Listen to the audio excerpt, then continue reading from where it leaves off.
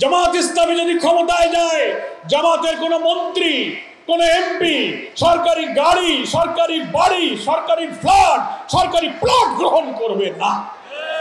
যে আমার চুল পাকা, দাড়ি পাকা, ভুরু পাকা, টুপি সাদা, পাঞ্জাবি সাদা, দাঁত সাদা দেখে মনে হয় আপনারা আমাকে বুড়ো মনে করবেন, আমি যুবক আছি।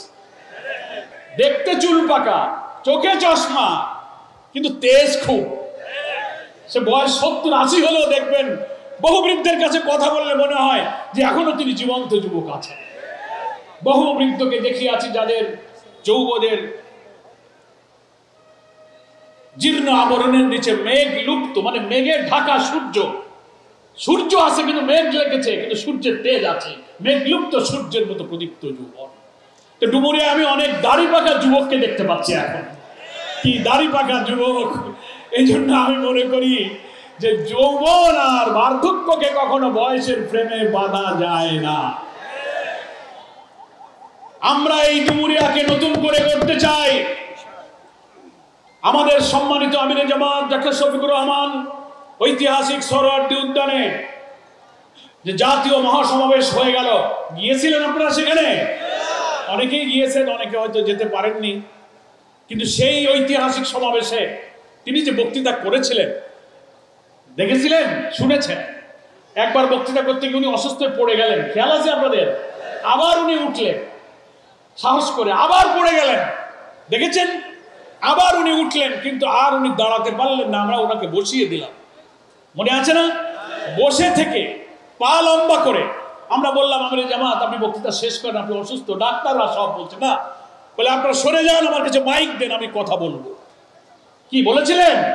এখনো ভিডিওতে দেখা যায়। এইটার নাম হচ্ছে তারুণ্য, এইটাই হচ্ছে যৌবন। মৃত্যুর মুখোমুখি দাঁড়িয়ে জীবনের জয়গান গেতে যারা ভীত হয় না, দুর্বল হয় না, তারাই হচ্ছে যুবক। ডাক্তার শফিক ভাই আমিরে জামাত আমাদের মাঝে মাঝে বলেন যে আমার চুল পাকা, দাড়ি পাকা, ভুরু পাকা, টুপি সাদা, পাঞ্জাবি সাদা, দাঁত সাদা দেখে মনে হয় আপনারা আমাকে বুড়ো মনে করবেন, আমি যুবক আছি। তা আমাদের নেতা তো সেই যুবক। তিনি ওই দিন বসে থেকে যে ৬-৭ মিনিট বক্তৃতা করেছিলেন, এখনো দেখবেন অনলাইনের ভিডিওতে আছে, দেখেছেন? তিনি বলেছিলেন আমার মৃত্যুর যে নির্ধারিত সময় আছে তার 1 মিনিট আগেও আমি মরবো না। আলহামদুলিল্লাহ, কি দৃঢ়তা! তিনি বলেছেন যুবকরা আমার ভাই, বৃদ্ধরা আমার ভাই, আমি সব বোনদের ভাই, আমি শিশুদের বন্ধু। মহান আল্লাহ তাআলার ইচ্ছায় বাংলাদেশের মানুষ যদি আমাদেরকে রাষ্ট্র ক্ষমতার দায়িত্ব দেয়, আমরা যদি রাষ্ট্র গঠন করতে পারি, আমরা শাসক হব না, আমরা সেবক হব। তিনি বলেছেন আমরা সব যুবকদের কর্মসংস্থান করব।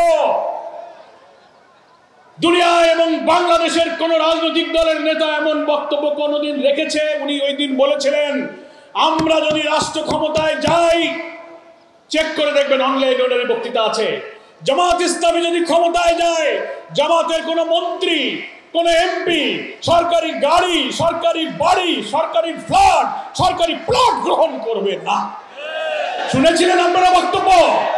আমি বাংলাদেশের সব রাজনৈতিক দলের নেতাদের চ্যালেঞ্জ দিলাম, একটি দুর্নীতিমুক্ত সমাজ রাষ্ট্র গঠনের এরকম একটা জীবনব্যাপী দৃঢ় অঙ্গীকার যদি সাহস থাকে, কোন দলের নেতা আপনারা অঙ্গীকার করেন যে ক্ষমতায় গেলে বাড়ি, গাড়ি, প্লট, সরকারি সুবিধা নেবেন না, আমার নেতা এই অঙ্গীকার